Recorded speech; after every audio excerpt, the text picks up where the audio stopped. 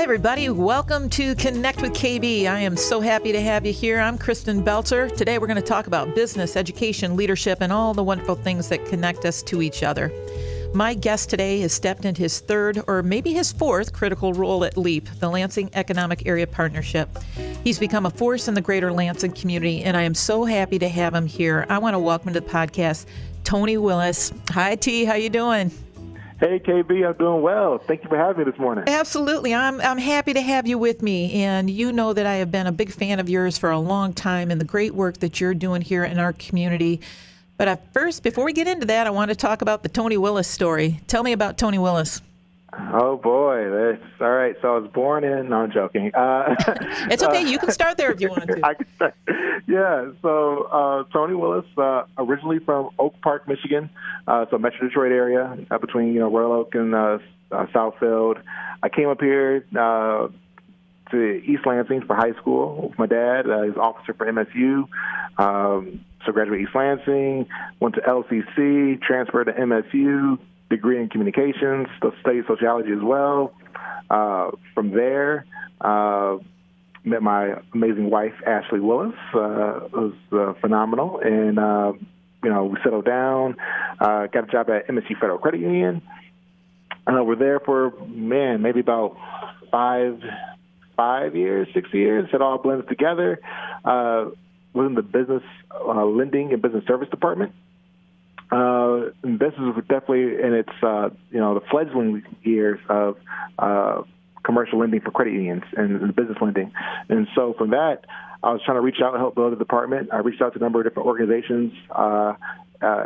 LEAP was one of those organizations. I reached out to Jeff Smith, who was my predecessor, and see how the credit union and LEAP can work together. From there on, we had a great friendship, and he told me there's a role at LEAP, and I applied, got the role, and offered it 2 days later after the interview, and now I've been at LEAP going my seven and a half year right now at LEAP. And you mentioned the intro, had a number of roles, everything from business acceleration for helping startup companies, tech startup companies grow in the region, to the VP of Entrepreneurship Innovation, to the president of a subsidiary called Product Accelerator, which is a corporate innovation platform.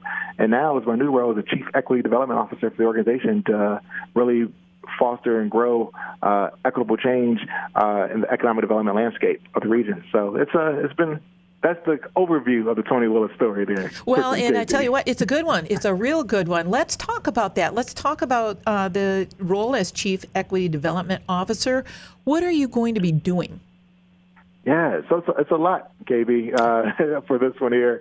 It's both an internal role where it's looking at the programs and policies within LEAP to make sure that we have going through equitable lens, seeing where we can fine-tune and make sure that we are being as inclusive as possible, that we are making sure that our current program offerings and policies are in place to service all communities and make sure that we are welcoming to those communities. So that's part of it in the internal operations and conduct space.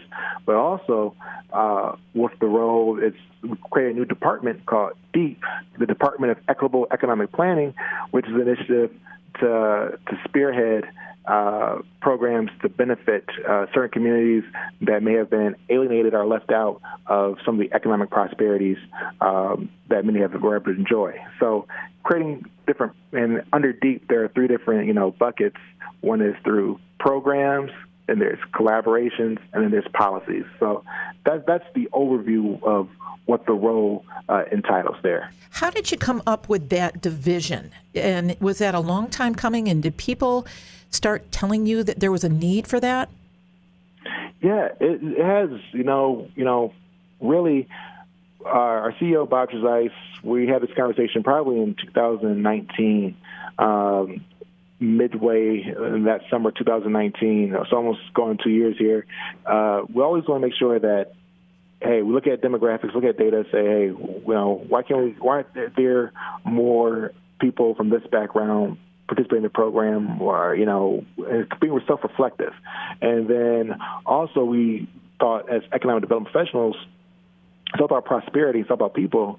We said, well, there's a lot of groups being left out, whether it's from being, Black, Indigenous, people of color, or women entrepreneurs, or veterans, or, we look at even beyond that, people at or below the ALICE threshold, which is a majority, not the majority, but a good portion of Michigan residents, around 40%. And so we want to make sure that we have programs that way. So that's where the conversation started in 2019. We developed a program called One and All during that time frame, where we get funding from the MEDC, then Consumers Energy Foundation, in 2020, which then we launched the program during that period of time, which is focused on the underrepresented groups, as well as the biggest qualifier is being at or below the ALICE threshold. And so that was our first endeavor, equitable economic development. But then beyond that, I created a whole plan of, areas that I think LEAP could facilitate a role in. And then at the end of 2020, we had conversations and we said, all right, let's make it official. Let's create our own department and really spearhead and be leaders in this. And so we started in 2021, the DEEP department. What kind of response have you received about this? Because I know that, you've had several opportunities to be out talking about the creation. I saw you. I think you might have been right on the front page of the paper and got me thinking, oh, my gosh, my guy, Tony, he's moving around again, doing great things. How has the reception been about this creation of the DEEP and your new role? The response, the reception has been great. Really, it's been I personally, been ecstatic about it. How great people have been responding to it, and the level of interest we've been getting from all types of people. Because that shows that we're doing something that's really filling and fitting the need of the community here in the Greater Lansing region.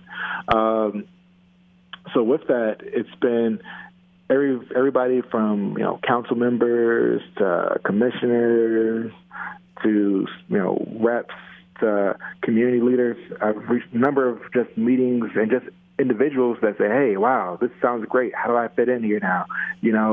What is economic development?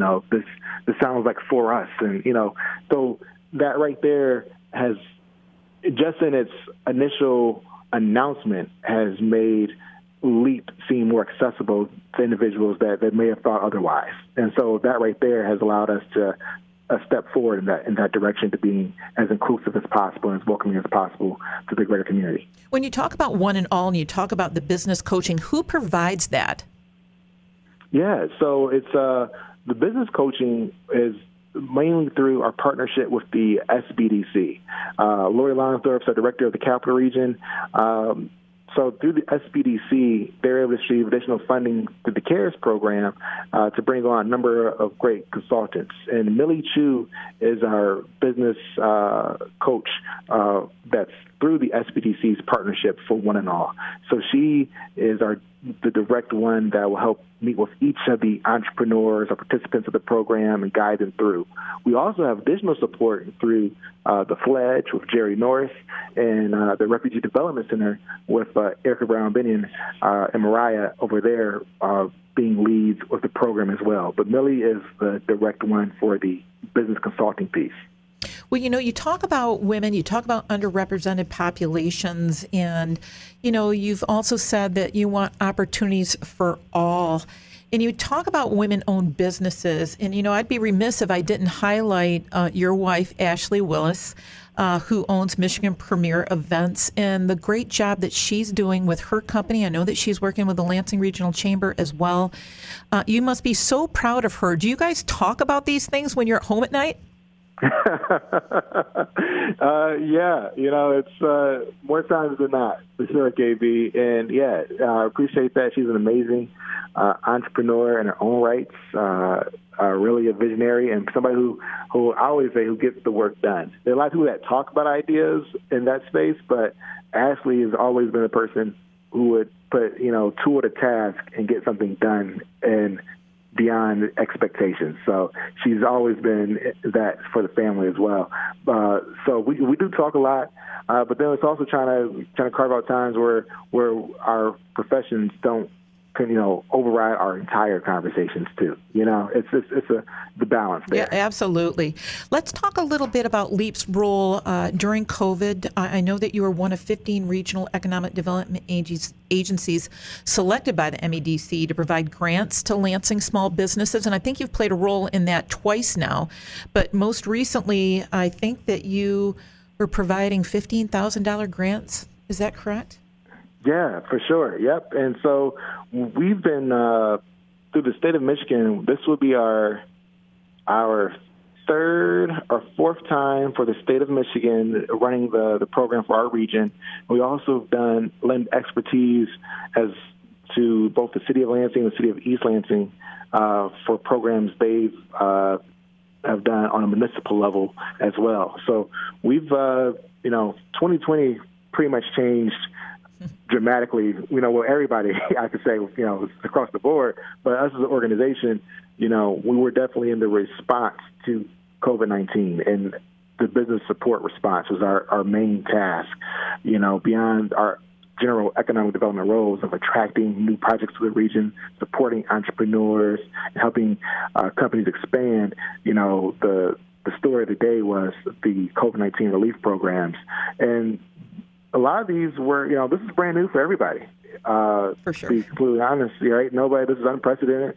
The amount of capital, the amount of designing a program in such a quick nature, but also want to have, each region have autonomy to fill the needs of its community. And so I say all that is that we've done an amazing job, and we keep getting better.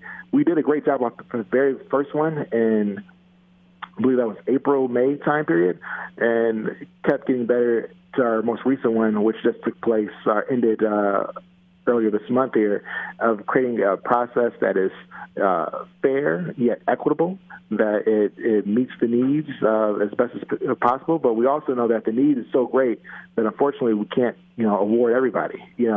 For this past grant application period, there's over 1,000 applications, but we only had enough to award, fund-wise, to award 194 recipients. And so that tells you there's almost 1 out of 5 chance for hopefully to get the funding. So the need is still tremendous. Businesses are still hurting, but as a process, when it comes to reducing bias, when it comes to creating scoring, looking at the industries that are most in need and hurt, we've done a phenomenal job as an organization. I would say, and let everybody else know that doing these programs, we've met the need and to the best quality, to the best of our ability, beyond. Well, it puts so much responsibility on your organization to really vet through and to do it right. Do you think that there'll be additional dollars that are going to be offered by MEDC? Yeah, I definitely think so. When, I'm not sure yet, but I know that with the federal package that's still in Congress being reviewed right now or being litigated on, if that gets approved, no matter what the amount is, I'm sure it will follow suit that a number of those monies will go to the states, and the states legislature will then figure out pretty much the same process of creating programs to meet the needs of the community and the business community. So there might be more opportunity, is what you're telling me, for people to be able to. Absolutely. I definitely believe there'll be more opportunities on the horizon. We don't know yet, though, when those will come to place, though. When you talk about attracting business to the region, who are you courting right now? And is there a particular sector that you're trying to bring in? Yeah. So we have a lot in that space. The medical technology sector is a big one here for the region. With medical technology, both in orthopedics or as well as in product development, when it comes to isotopes, with the FREB being functional. I mean, we see ourselves that when it comes to new technology and expanding, that's a big one right there in the medical technology space. We've also seen a number of different steel manufacturing section as well when it comes to relating to the auto sector as still area to look at and expand. But we're also courting a lot of new and different tech startups for our major industries in the region as well, being insurance and the financial sector as well. And so those are some of the key demographics that we're looking at. And 2020 slowed down a lot of the attraction because people were just trying to reevaluate with employees working from home and everything else. But 2021, man, we have a number of some pretty remarkable projects that were on a standstill in 2020, but now they're ramping up pretty quickly here for 2021. So I can't speak on the names. Yeah, I know. I understand. But I mean, man, not just to fill the hype, but there's some powerful names and some great opportunities that will lend itself to a more prosperous community. These that can be pathway jobs that pay a good salary, a great salary, and so we're looking to hopefully finalize a few of these in the near future. Yeah, I think it is exciting, and I appreciate that you guys, Bob, Keith, everybody are working so hard all the time to bring business here, to support business. What advice would you give to the dreamers, T, those who want to step into entrepreneurship? What do you want to tell them? It's do your research. I'll say that. Follow your passion, but do your research. And that's the best way to my walking off advice here is that do your research, follow your passion, and that things will come in place. Yeah, absolutely. I appreciate the great work you do, my friend. Hey, thank you, KB. Likewise. You bet. So glad you joined me today. I want to thank my guest, Tony Willis, Chief Equity Development Officer at LEAP. I also want to thank my supporting sponsors, Marketing Resource Group, Governmental Consultant Services, AF Group, AT&T, the Michigan Chamber of Commerce, and the Fraser Law Firm. You can listen to all my podcasts at connectwithkb.com. Until we connect again, go live your best life. I'm your host, Kristen Belzer.